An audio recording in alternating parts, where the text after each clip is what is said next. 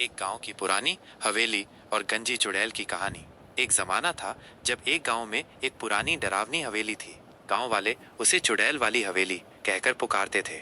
उनका मानना था कि उस हवेली में एक ऐसी चुड़ैल रहती है जिसके सिर पर बाल नहीं थे और जिसका चेहरा भी इंसानों जैसा नहीं लगता था। उसकी आंखें लाल थीं और दांत इतने बड़े और चमकीले थे कि देखने वाले की रूह कांप जाए। रात के गहरे अंधेरे में जब सारा गांव सो जाता था, तब वो चुड़ैल हवेली से बाहर निकलती और गांव के पास वाले जंगल में भटकती थी। लोगों का कहना था कि ये चुड़ैल पहले एक खूबसूरत लड़की थी जिसका नाम चांदनी था। वो इसी हवेली में रहती थी, पर एक मनहूस दिन कुछ शहरी लोग गांव आए और लालच में आकर उन्होंने चांदनी का बेरहमी से खून कर दिया। उस दिन के बाद चांदनी की आत्मा बदला लेने के लिए एक चुड़ैल बन गई। गुस्से में उसने अपने बाल नोच डाले और तभी से लोग उसे गंजी चुड़ैल कहने लगे।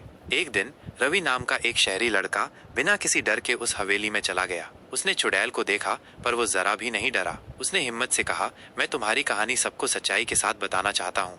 गंजी चुड़ैल ने पहली बार किसी इंसान की आंखों में डर नहीं बल्कि संवेदना देखी। उस रात चुड़ैल ने रवि से कुछ नहीं कहा, बस चुपचाप हवा में घुल गई और गायब हो गई।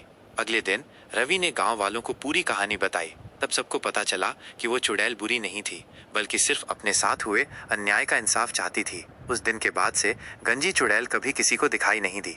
शायद उसकी आत्मा को शांति मिल गई थी।